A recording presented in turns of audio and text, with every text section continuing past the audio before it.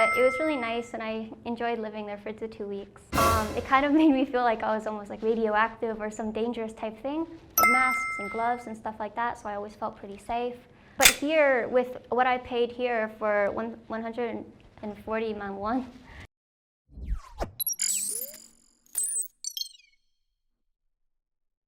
안녕하세요. 저는 미국에서 온 신아린입니다.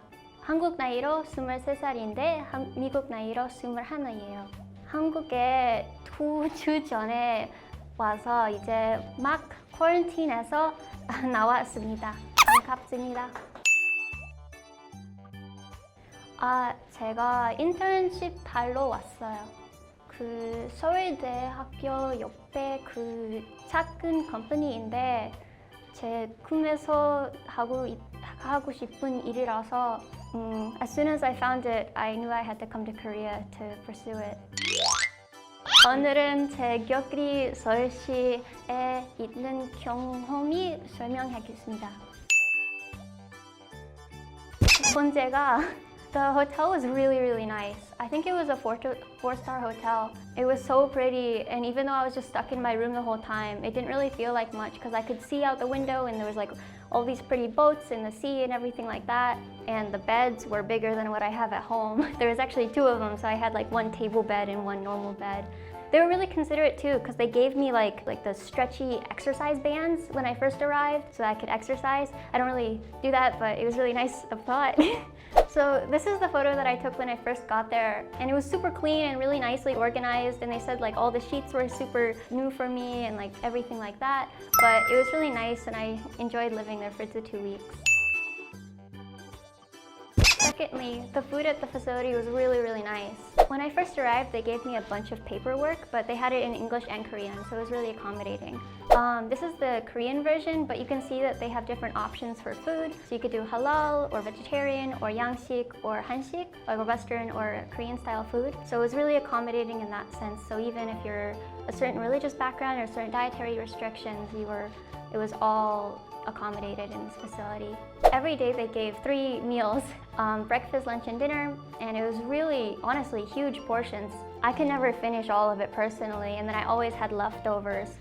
They gave you a juice and usually a yogurt with breakfast, and then also a big thing of water. And then you could always request water or request certain things over the telephone if you wanted. So I could ask like, oh, I want another big thing of water, please, and they'd just bring it to me. But honestly, I don't need any more. I ended up with so much extra. I felt really bad just leaving it there. So I tried to finish as much as I could in the last day, but I was unable to. On the last day, I took this photo, and then this is not even showing all of them. I had a bunch more in the fridge as well, and this was before my last meal. So add another water bottle and another yogurt and another juice on top of that, and that's how much I had left over. The last night, I was just trying to like finish all the waters at least. I was debating bringing the fruit juices with me to my next accommodation, but it was too heavy. 일단 거기에서 있는 음식 다 맛있고 누구든지 다 먹을 수 있고 많이 먹는 사람이도 다 충분할 수 있을 것 같아요. Thirdly, every day at the same time of day, they would have a little announcement on the intercom telling you, oh, please be ready. People are gonna come by and check your temperature. So everybody would come by in these like full, almost hazmat looking suits, like full dressed in white plastic with like the face masks and even the eye shields and stuff like that. And they would come by your door and then they would take your temperature and make sure that you're okay. And then also for our trash, they gave us a bunch of these like biohazard type bags, like these bright orange bags. It kind of made me feel like I was almost like radioactive or some dangerous type thing. But there were specific instructions about how you had to like double bag it and you could only leave it outside the door at a certain time of day. It would keep everybody in the facility safe and then everything would be clean. So in conclusion, it was such a well-organized facility. I felt like I always knew what I had to be doing or what I needed to do to be safe in this facility.